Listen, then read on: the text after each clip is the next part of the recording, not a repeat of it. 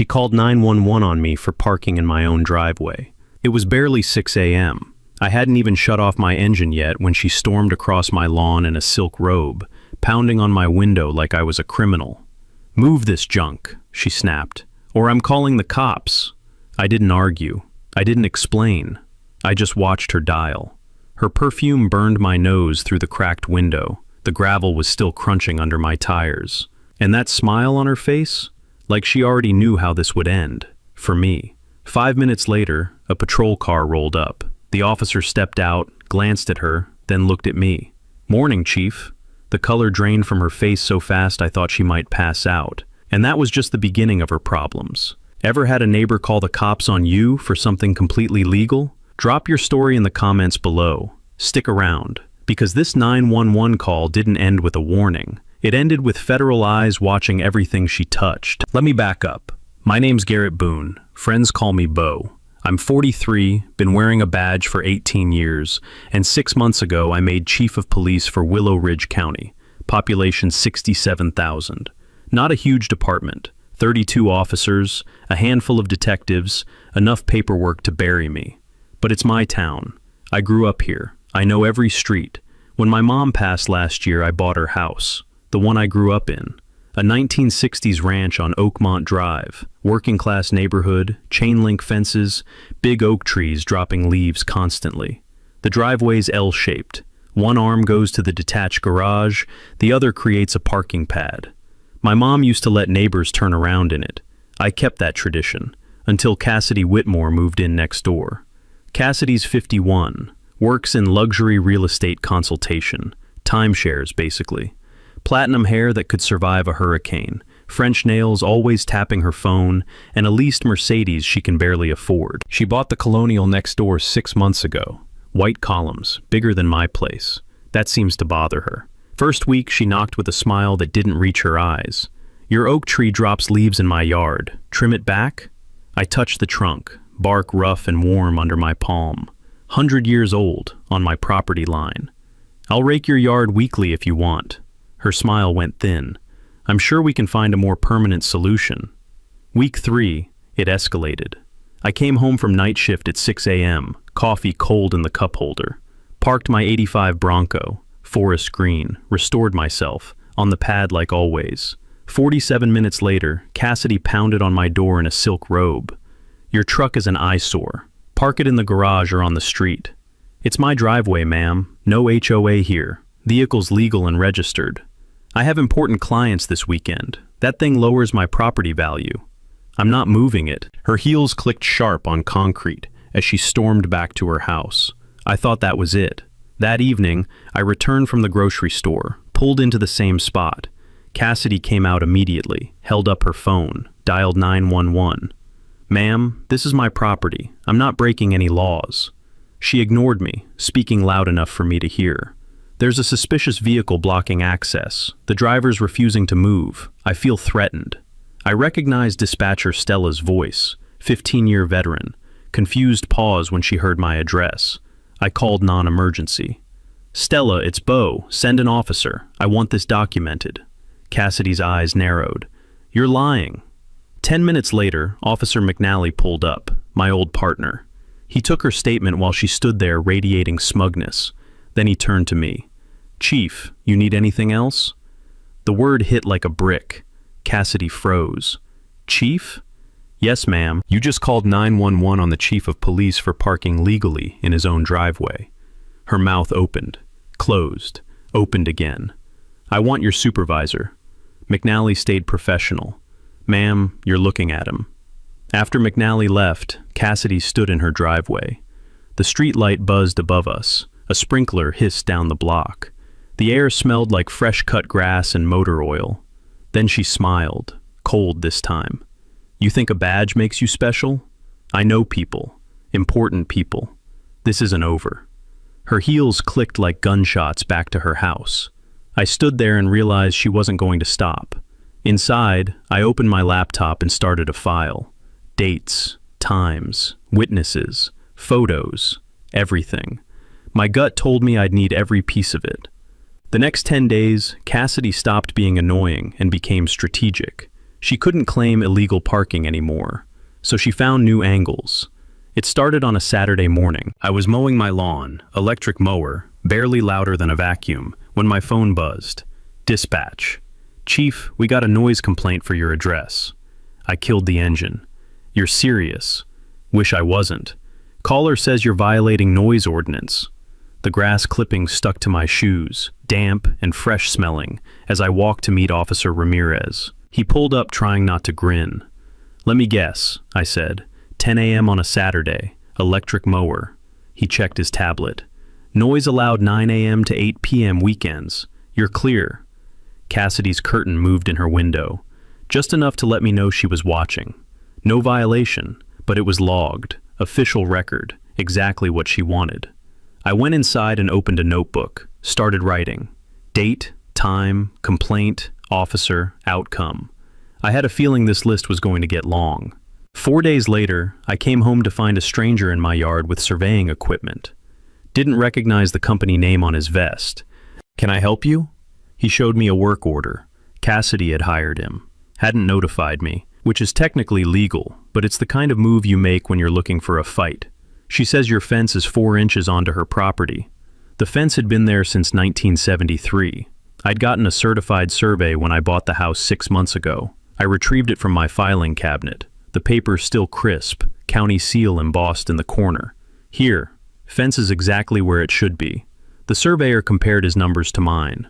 Frowned. Yeah, you're right. I'll let her know. 2 days later, certified mail. Cassidy demanding I remove the fence within 30 days or face legal action.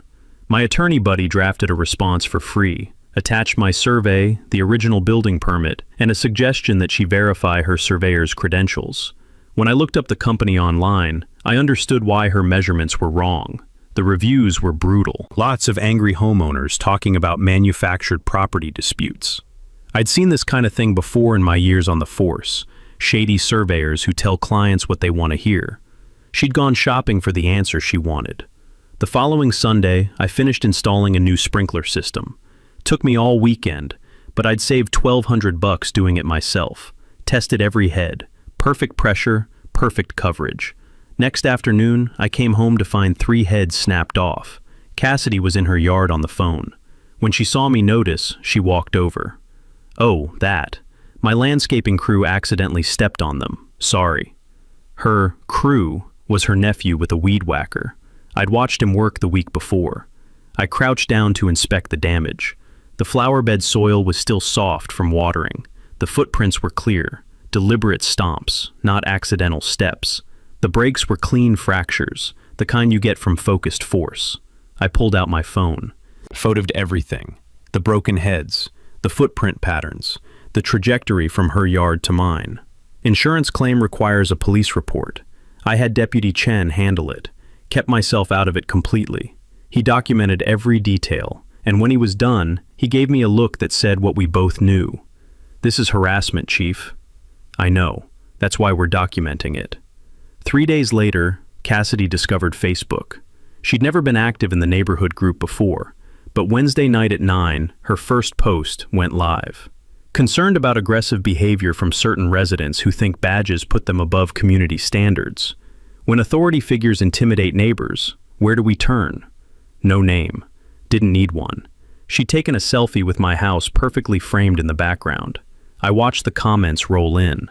Some newer residents liked it, people who didn't know me, didn't know the history. But Mrs. Delacroix, the retired teacher who'd known me since I was 7 years old, shut it down fast. Garrett Boone has lived here 43 years and never caused trouble. Maybe look inward, Cassidy. 15 more neighbors piled on. Cassidy deleted the post an hour later. I'd already screenshot everything. That night, I spread the evidence across my kitchen table. 3 complaints, all dismissed. A bogus survey, vandalized property, social media attacks. A pattern, clear as day. I noticed something else. Every complaint came when I was in uniform, coming home from shift or heading out. She was documenting me, building some kind of case. Friday evening, I found a manila envelope taped to my door. Inside, photos of me in uniform, climbing into my Bronco. Dozens of them, taken over several days. A handwritten note. Public servants should set examples, not demand special treatment. Parking enforcement applies to everyone. The concrete step was still warm when I sat down on it. The evening air smelled like someone grilling burgers 3 houses down. Normal neighborhood sounds, kids playing, a dog barking. But nothing about this felt normal anymore. I made a call to dispatch, requested all 911 and non-emergency records for my address, past 30 days. Public information, anyone can access it. The report came back the next day, 11 calls, all from Cassidy's number, all unfounded. Oakmont Drive is 12 houses. In 30 days, my address accounted for 73% of all calls on the entire street. 1 woman, 11 false reports, 0 legitimate complaints. I added the call logs to my binder. It was getting thick, 4 inches thick to be exact, and I had a feeling we were just getting started. Cassidy found herself a politician. County Supervisor Brent Hollister, 59 years old, owns 3 car dealerships, got elected on a platform of government accountability. He's been angling for a state senate run for 2 years now, needs some headlines to build his reputation. Cassidy bought her Mercedes from one of his dealerships, flirted her way into his office. Now she had his ear, and that was dangerous. She framed me as a corrupt cop living above the law in his own neighborhood. Hollister saw an opportunity. Tough on police misconduct plays well with certain voters. Never mind that there was no actual misconduct. Perception matters more than truth in politics. Day 23. Cassidy filed a formal ethics complaint with the county board. The allegations read like fiction: abuse of position, intimidation of a civilian, misuse of department resources. She claimed I'd sent patrol cars to harass and surveil her, which was backwards. She'd called them. But facts didn't seem to matter. The complaint triggered a mandatory review. I had 14 days to respond in writing. Standard procedure, nothing personal, but Hollister made sure it became personal. He leaked the complaint to the local paper before I even received official notification. The headline hit on a Wednesday: Police Chief under investigation for neighbor dispute. My phone started ringing before I finished my coffee. The story made me look guilty before I could even defend myself. That's how these things work. Accusation gets front page, exoneration gets page 7 in 2 weeks. I couldn't discuss pending investigations publicly, department policy, so I stayed quiet while half the county formed opinions based on Cassidy's version of events. But I could submit my response to the board, and I made it count. 47 pages with appendices, every call record, every dispatch log, every photo, every witness statement, every piece of documentation I'd been collecting. I included testimony from officers McNally and Ramirez. They'd responded to her calls, not because I sent them, but because she dialed 911. I attached audio recordings of her calls. Public record. You could hear the false claims in her own voice. Suspicious vehicle, threatening behavior, feeling unsafe. All lies, all documented.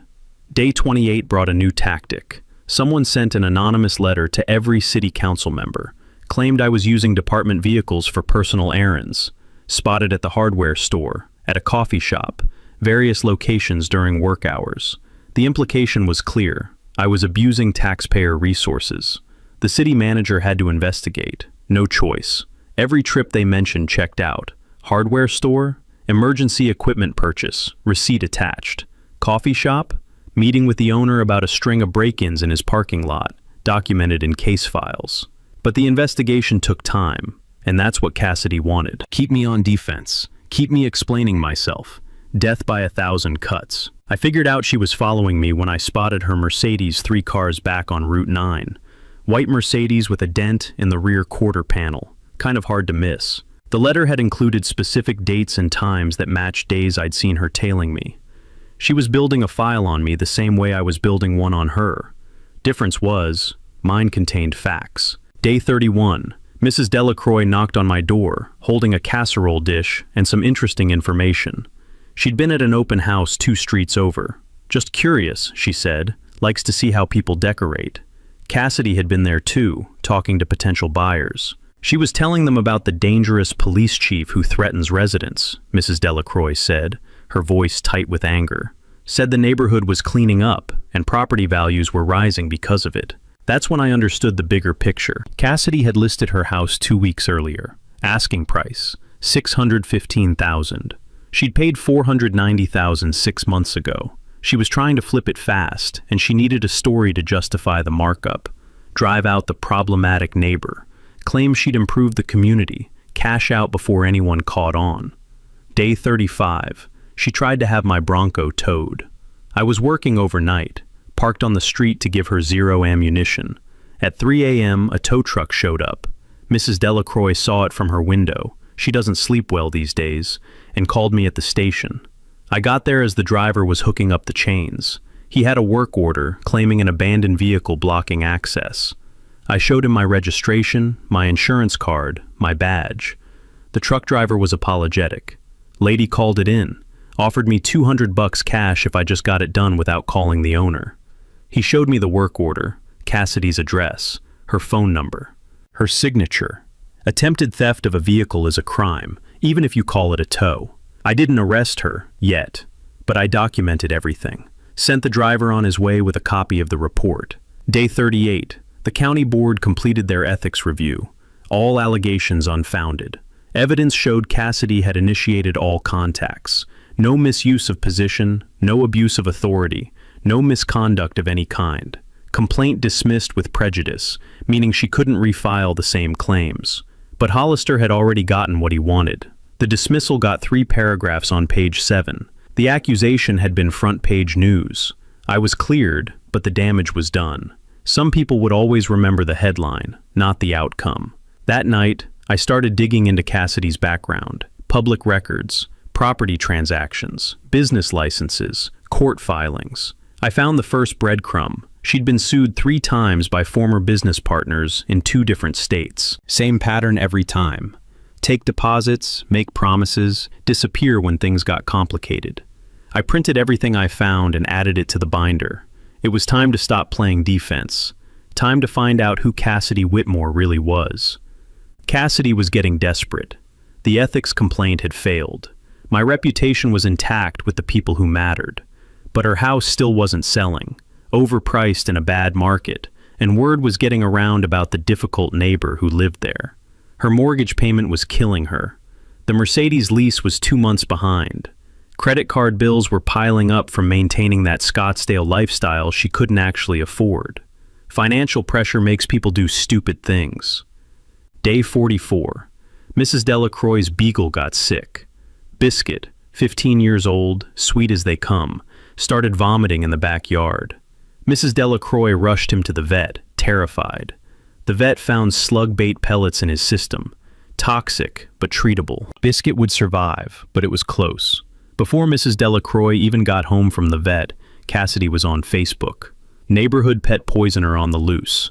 Wonder if it's the same public servant who thinks rules don't apply to him. The implication was crystal clear. She was accusing me of poisoning a 15-year-old dog. I don't use pesticides, haven't in years. My yard is certified wildlife friendly. I've got the plaques from the county conservation program mounted in my garage. But I do have doorbell cameras now. I pulled the footage from 2 days earlier. There it was, Cassidy's nephew spreading slug bait in her yard. The wind had been strong that afternoon. The pellets had blown straight into Mrs. Delacroix's flower beds. I shared the footage with Mrs. Delacroix. With her permission, she posted it to Facebook. The neighborhood turned on Cassidy fast. Several people messaged me privately. She tried this with us too. She accused our son of scratching her car. She reported our home business to the county. Completely legal business. We had all the permits. A pattern. This wasn't just about me. This was how she operated. Day 48 brought something worse. My brother Marcus visited with his kids, twin girls, 7 years old. They were playing in my backyard, completely supervised, just being kids, laughing, running around, normal stuff. 2 days later, Marcus got a visit from Child Protective Services. Anonymous report. Children seen playing unsupervised near a dangerous individual with weapons in home. The CPS investigator was apologetic. She recognized my address immediately, knew this was garbage, but she had to follow up. It's the law. Every report gets investigated. She spent 15 minutes in Marcus's house, saw the girls were happy and healthy, and closed the case on the spot. But Marcus was shaken. His ex-wife could use this in their custody arrangement. A CPS visit on record, even one that was dismissed, could be weaponized. The report had specifically mentioned police chief's house. Only someone obsessed with me would phrase it that way. Day 52. My contractor started no-showing. I had a roofer scheduled to fix storm damage from the previous month. He didn't show up. When I called, he claimed I'd canceled. "You texted me yesterday," he said, "from this number." He showed me the text. It was one digit off from my actual number. Spoofed. Second contractor, gutter cleaning. Same thing. Canceled by text from a number that looked like mine but wasn't. Third contractor, HVAC service, actually showed up, confused, with a cancellation text on his phone. Someone was systematically sabotaging my home repairs. Day 56. My mail stopped arriving. 3 days, nothing. Not even junk mail. I called the post office. The carrier said someone matching Cassidy's description had picked it up, claimed to be my wife, showed an ID. I'm not married. Never have been. Missing mail included my bank statement, insurance renewal, and property tax bill. All time sensitive. All important. Mail theft is a federal crime, but proving it without footage of the actual handoff was difficult. The late fees started adding up. Property taxes overdue because I never got the bill. Insurance nearly lapsed. Day 58. I came home from a 12-hour shift, exhausted. The sun was setting, painting Cassidy's white columns orange and gold. Beautiful evening. Wrong circumstances. Found a notice from the county. Property taxes overdue. Late penalties accruing. I was standing in my driveway, reading the notice, when Cassidy came out of her house. She smiled, that cold smile I'd come to recognize. Having trouble keeping up with adult responsibilities, Chief? Every muscle in my body wanted to respond, to snap back, to let her see how angry I was. That's exactly what she wanted. One moment of lost control, one raised voice, one aggressive gesture she could photograph and report. I waved, smiled back, walked inside, closed the door, leaned against it. The wood was cool against my shoulders. I could hear her heels clicking back to her house, sharp, satisfied clicks. My hands were shaking slightly, not from fear, from restraint. 3 deep breaths, in through the nose, out through the mouth. She was trying to provoke me into giving her ammunition. I wasn't going to take the bait. I opened my laptop. The keyboard keys clicked softly under my fingers as I started digging deeper into Cassidy Whitmore's past.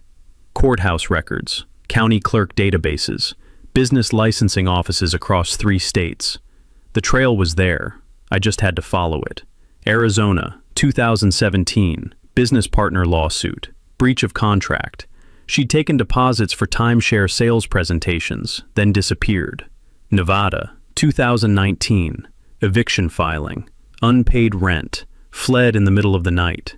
California, 2021, small claims judgments, multiple clients claiming fraud, promises made, money taken, services never delivered.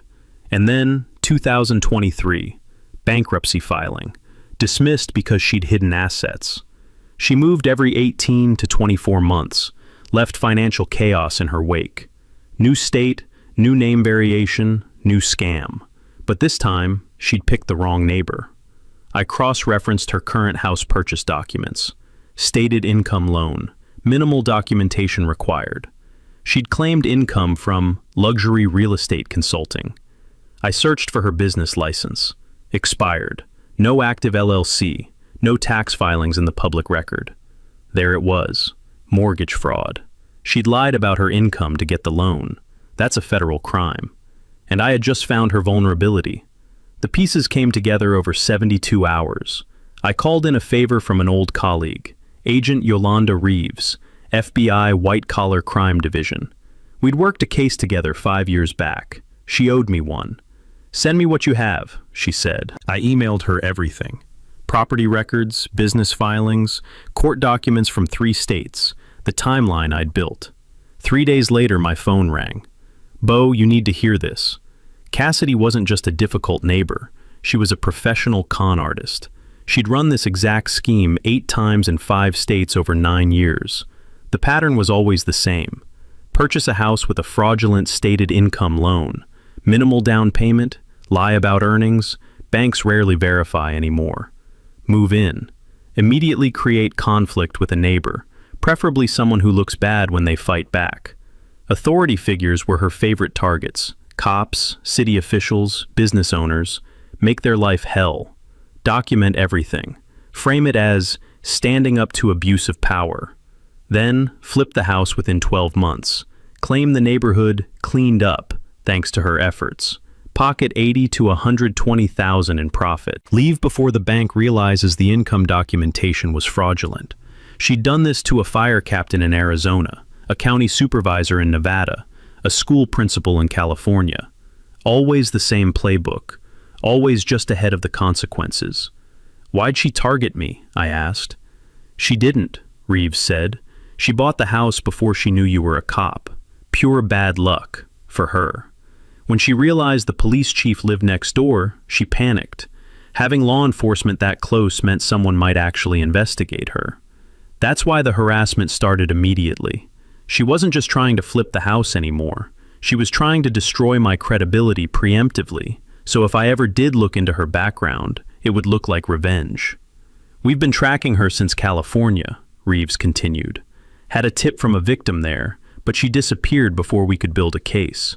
Now she's in your jurisdiction, and you've been documenting everything. The FBI wanted to build a case, but they needed current evidence, proof she was committing fraud right now, not just that she'd done it before. Can you keep documenting without tipping her off? Reeves asked. I thought about it. As police chief, I should hand this to the FBI and step back. As a victim, I wanted to see her face when she realized she'd picked the wrong mark. As someone who protects this community, I knew she'd just run again and do this to another family somewhere else. I'll document everything, I said, but I want to be there when you confront her. Deal. The plan took shape over the next week. FBI would coordinate with the district attorney, build parallel cases, federal mortgage fraud, and state harassment charges. Timeline: 45 days to gather evidence. My role: be the defeated victim she thought I was. Let her get bolder. Let her make mistakes. The key evidence we needed: current income documentation, proving she had no legitimate income, proof of intent to flip and flee, documentation of the harassment campaign establishing her pattern, and witness testimony from neighbors. Agent Reeves explained the legal framework. Stated income loans used to be common before 2008. Now they're heavily regulated. Falsifying income on a federally insured loan is wire fraud under 18 U.S. Code Section 1343. Cross state lines while doing it? That's the FBI's jurisdiction. For the first time in weeks, I smiled. Not revenge, justice. I thought about all the families she'd done this to before. The fire captain who probably got complaints filed against him. The principal who might have faced school board investigations. All the people she'd hurt to make a quick profit. This was bigger than my driveway. The next 45 days, Cassidy would think she was winning. She'd actually be building her own prison. I opened my safe and locked the FBI case folder inside. The metallic click of the lock felt satisfying. Final. Cassidy's laughter drifted from next door through my open window. Laugh while you can, I thought. The clock's ticking. The next 45 days, I became two people. On the surface, I was the defeated neighbor, tired, beaten down, exactly what Cassidy wanted to see. Underneath, I was building the most thorough case file of my career. Day 59 through 65 was pure documentation. I installed additional security cameras. PoE system, power over Ethernet. One cable carries both power and data, which means no batteries to die, no wireless signal to jam, and continuous recording with verifiable timestamps. Cost me $380 for a 4-camera system. Professional installation would have been $1,200, but I'd learned years ago that anything you can do yourself is evidence you controlled from start to finish. Courts love PoE footage because the timestamp is hardwired into the network, nearly impossible to fake. Position them to cover my driveway, front yard, mailbox, and a portion of the street. All perfectly legal. My property, my cameras. Every angle Cassidy could approach from was now on film. Mrs. Delacroix became my unofficial intel network.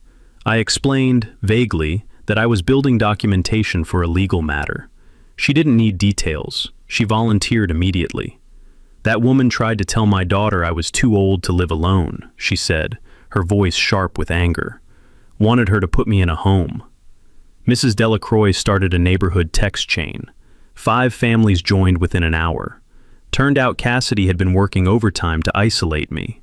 The Okonkwo's, 2 houses down, she'd reported them for running an unauthorized business.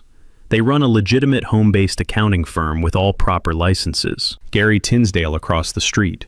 She'd accused his teenage son of vandalizing her car. His security footage proved the damage happened in a grocery store parking lot.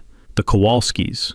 She'd tried to get their basketball hoop removed. Called it an attractive nuisance. Everyone had a story. Everyone had documentation. I compiled it all. Day 66 through 75. I focused on her finances. County clerk's office became my second home. Public records requests for property liens, business licenses, tax assessments. It's amazing what's available if you know where to look. Cassidy owed $14,200 in back property taxes in California. Lien filed. Still unpaid. 3 credit card judgments totaling $37,000 from various collection agencies. Her Mercedes, leased, 2 payments behind. I confirmed through a contact at the dealership who owed me a favor from a vandalism case I'd solved. She was hemorrhaging money. Desperate for the house flip to work. I met with District Attorney Patricia Mendoza. Professional relationship, no conflict of interest. She handles prosecutions, I handle investigations. She explained the strategy. FBI would handle the federal mortgage fraud charges. Her office would prosecute the state-level harassment charges. Parallel prosecutions meant if she somehow wiggled out of one, the other would stick. Timing was critical. File both simultaneously to prevent flight risk. Day 76 through 85, we set the trap. Agent Reeves proposed using the town council meeting. Cassidy had already requested time to speak about police accountability. She was planning to publicly attack me, demand my resignation. Perfect. Let her speak. While she's at the podium, FBI serves the warrant. Maximum public consequence in the forum she chose. I started compiling the master evidence file. 847 pages of documentation, 200+ hours of security footage, burned to disks and uploaded to secure servers. 23 witness statements from neighbors, all notarized. Financial records showing her fraud pattern across 5 states. FBI forensic accounting report tracking her income claims versus actual earnings. A timeline showing every act of harassment cross-referenced with dates and responding officers. The binder was now 6 inches thick. I spoke at the neighborhood watch meeting. Cassidy wasn't invited. Mrs. Delacroix made sure of that. I kept it vague. The situation is being handled through official channels. I appreciate everyone's patience and support. Then I asked for a favor. There's a town council meeting in 3 weeks. I'd appreciate community members attending. Show support for community values. 30 neighbors committed on the spot. Day 86 through 95 was the waiting game. I had the city engineer survey my driveway and issue a formal letter certifying that my parking was 100% legal. No violations. Full compliance with all municipal codes. When Cassidy inevitably complained at the town meeting, I'd have official city documentation proving she was lying. She was getting more erratic, more Facebook posts, more complaints to anyone who'd listen, more harassment. She could sense she was losing control, but didn't understand why. Day 93, she made a mistake, sent me a text. "You'll be sorry you didn't sell when I gave you the chance." Screenshot. Forwarded to FBI. Forwarded to DA. Added to evidence file. Threatening a police officer. In writing. From her own phone. The pieces were in position. The net was closing. 8 days until the town council meeting. 8 days until Cassidy Whitmore's world came crashing down. I sat on my porch that evening. The cicadas were humming in the oak trees. The air smelled like summer rain coming. Normal sounds, normal smells. But nothing about this was normal anymore. This was justice. Carefully built, legally sound, and absolutely inevitable. Day 96, Cassidy filed her formal agenda item with the town council. Subject: public comment on police department accountability. She was going all in. She created a PowerPoint presentation. Neighbors reported seeing her rehearsing through her window, pacing back and forth, gesturing at invisible crowds. She posted a Facebook event. Community members concerned about police overreach. Public forum this Thursday 7 p.m. Invited the local newspaper. Invited the regional TV station. Made it sound like a grassroots movement instead of one woman's vendetta. Her goal was clear. Public humiliation. force my resignation, or trigger a recall. Day 96 also brought the regional media into play. Cassidy contacted a reporter from the Tribune, Janelle Worth, 10-year veteran, decent journalist from what I'd heard. Her pitch: female homeowner terrorized by police chief who uses his badge to intimidate anyone who dares complain. She provided documentation, carefully edited text messages, photos taken out of context, a timeline that omitted every piece of evidence that contradicted her story. Worth started making calls. Standard journalism. Get both sides. She called me for comment. I kept it professional. There's an ongoing investigation I can't discuss. What I can say is that all ethics complaints against me were investigated and dismissed. I'd encourage you to request the public records. Call logs for my address show a pattern you should see. I also suggested she talk to other neighbors. Get the full picture. Worth was smart. Her instincts told her something was off about Cassidy's story. She started fact-checking. Day 97 brought property damage. My Bronco, keyed along the driver's side. Deep scratches spelling out "corrupt" in jagged letters. It happened at 2 a.m. Security camera caught a figure in a dark hoodie. Face obscured, but the body type matched Cassidy's height and build. The detail that nailed her: shoes. Purple Nike sneakers with silver swooshes. Distinctive. Same shoes she'd worn in earlier doorbell footage when she was on my porch complaining about something. I filed a police report. Deputy Martinez handled it. Kept myself completely removed from the investigation. Martinez noticed the shoes immediately. "Chief, I've seen these before." He pulled up the earlier footage. Same shoes, same gait, same person. Day 98, 4 a.m. My security alarm went off. Someone tried to jimmy my back door. The deadbolt held. Good hardware, installed correctly. But the attempt was clear. I was inside when it happened. Called it in myself, stayed inside, let patrol handle it per protocol. Officers found a screwdriver dropped in the bushes, fresh footprints in the flower bed. The print pattern matched women's size 8 athletic shoes. They took photos, measurements, casting of the prints. The tread pattern matched the purple Nikes from the security footage. Agent Reeves called me that afternoon. "She's panicking. This is perfect." Each new incident was another charge. Property damage, misdemeanor vandalism, attempted break-in, felony burglary attempt. Combined with federal fraud charges, Cassidy was looking at serious prison time. Day 99 and 100, the media circus ramped up. Cassidy doubled down. More Facebook posts framing herself as David fighting Goliath. Brave single woman standing up to corrupt system. Some outsiders believed her. People who didn't know the context, didn't know the history. But the locals saw through it. Mrs. Delacroix wrote a letter to the newspaper. "I've known Garrett Boone for over 40 years. He was 7 years old when I taught him 3rd grade. He has never been anything but respectful and professional. This woman is lying." 15 neighbors co-signed it. The Tribune published it alongside their investigation. Reporter Worth's piece was balanced.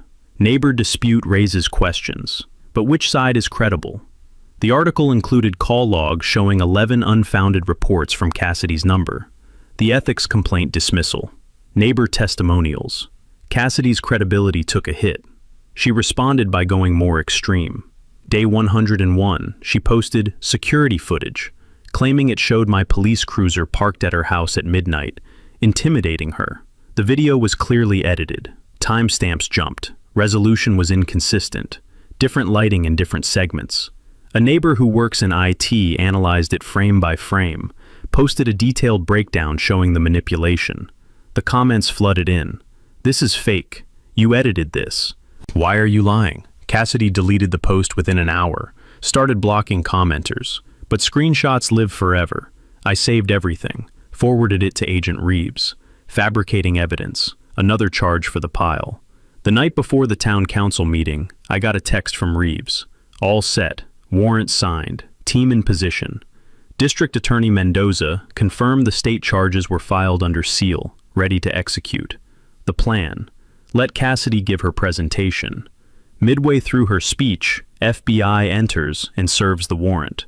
Maximum impact, maximum consequence, all captured on the TV cameras she'd invited. I pressed my dress uniform that night, polished my badge until it gleamed, reviewed my notes one last time, though I didn't need them. Every fact was burned into my memory. Tomorrow, Cassidy would learn what happens when you weaponize the system against someone who actually knows the system. Tomorrow, justice. The house was quiet. The cicadas had stopped for the season. The air had that cold clarity that comes before something big happens. I slept better than I had in months. Morning of the town council meeting, I woke at 5:30. No alarm needed. Routine morning. Coffee, shower, breakfast. The normalcy was intentional. Stay calm. Stay focused. I pressed my dress uniform, the formal one I save for ceremonies and court appearances. Every crease perfect. Badge polished to mirror shine. My phone buzzed at 7 a.m. Agent Reeves. Team deployed. Surveillance in position. She's packing. Neighbors had been watching. Cassidy made multiple trips to her car throughout the morning, loading boxes into the Mercedes trunk. She was preparing to run. She knew something was wrong. She just didn't know what. Between noon and 5 p.m., the pieces moved into position. I met with DA Mendoza one final time. We reviewed the coordination plan. FBI would enter the council chambers at a specific signal during Cassidy's presentation. Local deputies would be stationed outside in case she tried to flee. Backup plan. If she didn't show to the meeting, FBI would arrest her at her residence immediately. The community started gathering early. Mrs. Delacroix organized carpools for elderly neighbors who didn't drive at night anymore. 53 residents confirmed they were coming. For a routine council meeting that normally draws 10 to 15 people, this was unprecedented. Local reporter Janelle Worth arrived at 6 p.m., an hour early. She sensed something big. Her cameraman started setting up. Regional TV crew showed up, the one Cassidy had invited. They had no idea they were about to film her arrest instead of her moment of triumph. Town council chambers hold 80 people, folding chairs in rows of 10, podium at the front where citizens speak. Council members sit at an elevated desk overlooking the room. FBI agents took positions. 3 in plain clothes, back row, looking like normal residents. 2 more outside blocking exits, all coordinating via radio with local deputies. I'd briefed my deputies generally. Federal operation, need presence for support, without revealing details. They trusted me enough not to ask questions. At 6:15, an unexpected complication arrived. Supervisor Brent Hollister, Cassidy's political ally, the man who'd leaked her ethics complaint. He walked in wearing an expensive suit, American flag pin on his lapel, ready to support her complaint and score political points. Agent Reeves saw him, looked at me. I shrugged. More witnesses. Let him embarrass himself. The FBI had 3 banker boxes of evidence in an unmarked van outside. Financial records, surveillance footage, witness statements from victims in other states. After the arrest, they'd bring the boxes in, show everyone, including the TV cameras, that this wasn't a petty dispute. This was a federal investigation into a serial con artist. 6:30, the crowd swelled. 73 people in an 80-person room. Mixed energy. Some newcomers who believed Cassidy's Facebook posts. Mostly longtime residents who knew me, knew the truth. Cassidy arrived at 6:35. Full power suit. Navy blue, probably cost more than she could afford. Hair and makeup professionally done. She carried printed presentation boards, photos of my Bronco, timeline graphics, excerpted text messages. She scanned the room and saw me sitting quietly in the second row. Our eyes met. She smirked. That same cold smile I'd seen for months. I nodded politely. She thought this was her victory lap. 25 minutes until she learned otherwise. The council members took their seats. Mayor Dwight Sorensen, 68, retired principal, knew me from Little League when I coached his grandson. The council had received a heads up from the DA. Let public comment proceed normally. Federal matter will resolve itself. They were nervous, curious, but they trusted the process. 6:50, Mayor Sorensen gavelled the meeting to order. Routine business first. Budget item approval, 3 minutes. Permit for a fence extension, 2 minutes. 7:03. We now move to public comment. Ms. Whitmore has requested time regarding police accountability. Cassidy stood, walked to the podium with rehearsed confidence, inserted her USB drive for the PowerPoint. The TV camera's red light clicked on. I sat perfectly still, arms crossed, breathing steady, heart rate elevated but controlled. This was it. Agent Reeves sat in the back row, hand near her concealed badge and cuffs, watching, waiting for the signal. The room went quiet. Cassidy tapped the microphone. The sound echoed. She smiled at the crowd, making eye contact with supporters, deliberately avoiding the neighbors she knew opposed her. Mayor Sorensen nodded. "You have 5 minutes, Ms. Whitmore." She took a breath, squared her shoulders. "Good evening. My name is Cassidy Whitmore, and I'm here to expose a pattern of abuse that threatens our entire community." Her PowerPoint clicked to the first slide. Photo of me in uniform next to my house. This man has used his position to systematically intimidate and harass me for one simple reason. I dared to ask him to follow the same rules as everyone else. The performance had begun, and in about 90 seconds, it was going to end. 7:04 p.m.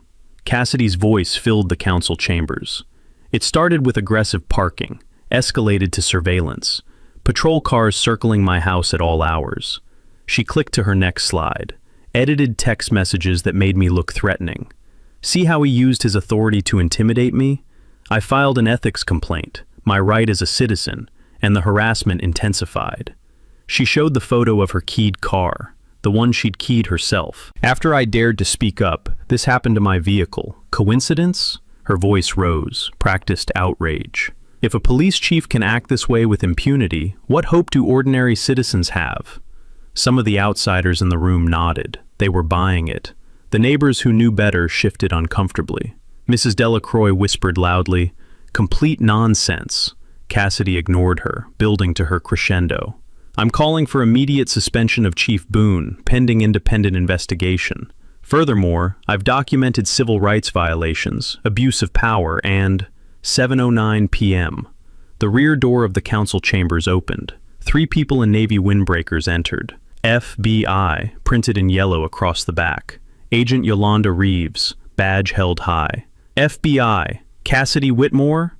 The room went completely silent. Every head turned. The TV camera swung to capture the agents. Cassidy's face went through 5 emotions in 3 seconds. Confusion, recognition, fear, calculation, denial. "What?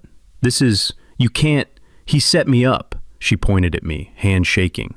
"This is harassment. He's using his connections to..." Agent Reeves reached the podium. Professional, calm, authoritative. "Cassidy Whitmore, you are under arrest for wire fraud, bank fraud, and making false statements to federally insured financial institutions." She pulled out a card, began reading Miranda rights as a second agent moved to position handcuffs.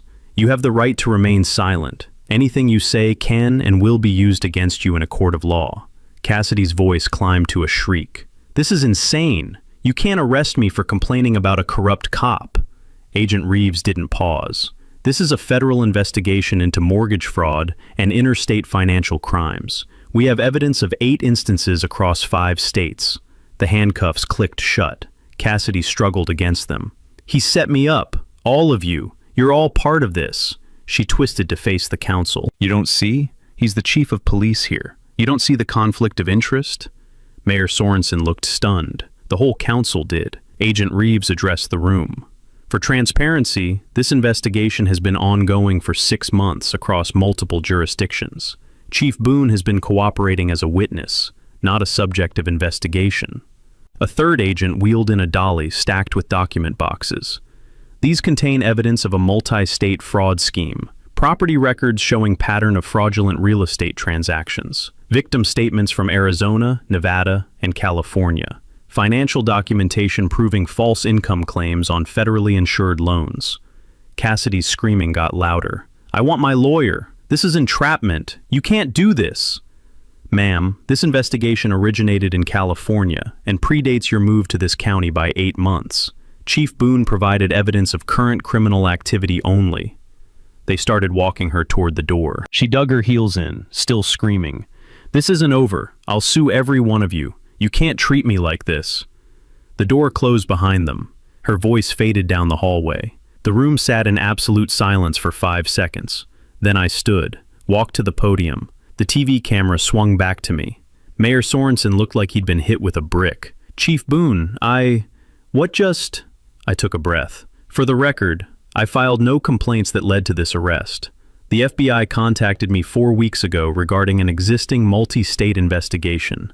I cooperated as a witness and provided documentation of events at my residence. I looked directly at the camera. The harassment I experienced was real, but it was never personal.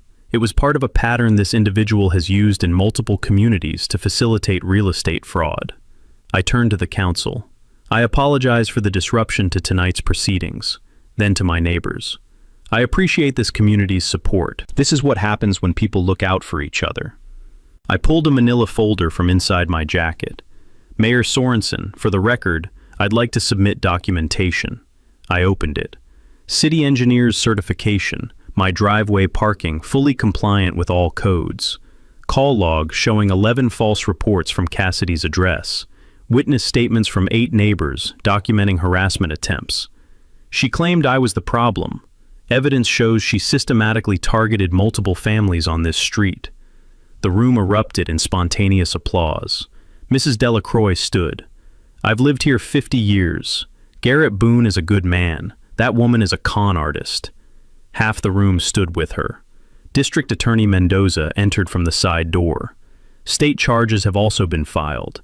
Criminal harassment, attempted burglary, vandalism, making false police reports. She looked at me. Chief Boone showed remarkable restraint throughout this ordeal. Reporter Janelle Worth was frantically scribbling notes. The TV camera was still rolling. Supervisor Hollister tried to slip toward the exit. The camera caught that too. Neighbors clustered around me. Handshakes, back pats, some tears. The Okonkwo's pushed through the crowd. She tried this with us too. Thank you for stopping her. Gary Tinsdale. My son was accused by her. Can we give statements to the FBI? They'll be contacting everyone who had interactions with her. The weight lifted. Months of tension, documentation, restraint. Worth. The concrete was cold under my feet as I walked out of the chambers an hour later. The night smelled like autumn rain coming. Justice delivered. Community protected. Finally, this nightmare was over. 2 weeks later, the legal aftermath was clear. Cassidy sat in county jail, held without bail. Flight risk, her history of fleeing jurisdictions made that decision easy. Federal charges: 8 counts wire fraud, 3 counts bank fraud, 2 counts making false statements. State charges: harassment, attempted burglary, vandalism, filing false police reports. Public defender assigned because she claimed poverty. FBI forensics revealed $340,000 in hidden accounts from previous schemes. Victims from other states started coming forward. A class action lawsuit was forming. The fire captain from Arizona, the school principal from California, families she'd terrorized in Nevada. The house next door went into immediate foreclosure. Bank nullified the mortgage. Fraud voids contracts. The property sold within a week. $425,000. Realistic price. The buyers? The Okonkwo's from down the street. They bought it for extended family. From enemy territory to friendly neighbors in one transaction. The first week after the arrest, the neighborhood threw a spontaneous block party. Mrs. Delacroix organized a potluck, celebrating good people winning. 43 families showed up, kids playing in my driveway, the infamous driveway that started everything. Music, laughter, the sense that our street belonged to us again. Gary Tinsdale's son helped me install a new mailbox to replace the one damaged during the harassment. The kid was quiet, careful with the tools, bonding over something simple and normal. Reporter Janelle Worth published a comprehensive investigative piece, How One Con Artist Manipulated Housing Markets Across 5 States. It went viral. 2.3 million reads in the first week. The story sparked a national conversation about stated income loan fraud and the need for better verification. I was featured, but kept it minimal. Credit goes to the FBI and the victims brave enough to come forward. 3 months later, the community had healed. I parked my Bronco in the same spot every day. No second thoughts, no looking over my shoulder. The security cameras stayed up, peace of mind, but the tension was gone. I slept through the night for the first time in months. 8 hours, no waking up to check my phone. My relationship with the neighbors was stronger than before. Shared adversity does that. I did 2 therapy sessions. Processing harassment isn't weakness, it's maintenance. I recommended it to others in similar situations. The County Board of Supervisors issued a formal apology for the ethics investigation. They'd followed procedure, but they acknowledged the complaint was weaponized. Supervisor Hollister quietly resigned, politically untenable after he'd publicly backed a federal criminal. The new supervisor commended me at a public meeting for exemplary professionalism under extraordinary personal attack. Department morale improved. My staff had watched me practice what I preach: de-escalation, documentation, trusting legal process. They saw it work. 6 months after the arrest, I established the Good Neighbor Fund, a non-profit using $50,000 from the restitution pool. Purpose: help harassment victims with legal documentation, security camera installation, court filing fees. First year, we helped 8 families in the county facing similar neighbor harassment. I turned my trauma into systemic help for others. Mrs. Delacroix had an idea that made everyone laugh. She organized a small ceremony, invited the whole street. We installed a plaque at the edge of my driveway, tongue-in-cheek but meaningful. Inscription: Freedom Driveway, established 2025, park where you live. Neighbors took photos, kids made jokes about it. The message was clear: we'd moved forward together. My brother Marcus and the twins became regular visitors again. The kids played freely in the yard. No more CPS threats. No more tension. I started dating someone, a teacher I met at a community event. Nothing serious yet, but normal felt good. Weekend carpentry projects resumed. I built a bookshelf from the old fence wood.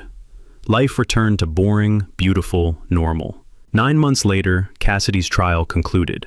She pleaded guilty. Evidence was overwhelming. Sentencing: 6 years federal prison, 3 years supervised release. Restitution ordered. $1.4 million to victims across all states. Her statement at sentencing blamed everyone else. I was set up, no real remorse.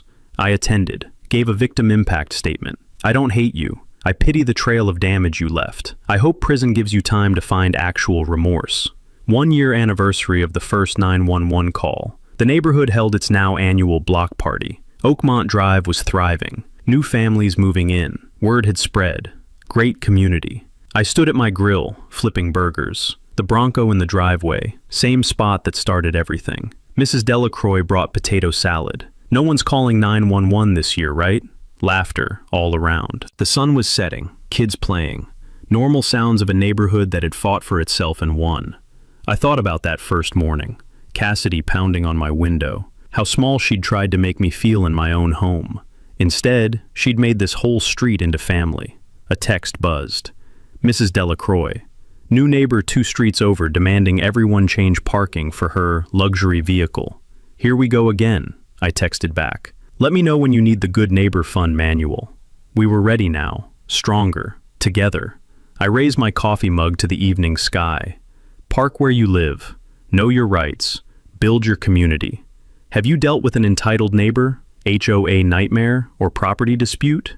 Drop your story in the comments. The craziest one gets featured in next week's video. Don't hold back. We want the full story. And if you love seeing justice served with a side of poetic irony, hit that subscribe button. We've got 47 more stories about people who played stupid games and won stupid prizes.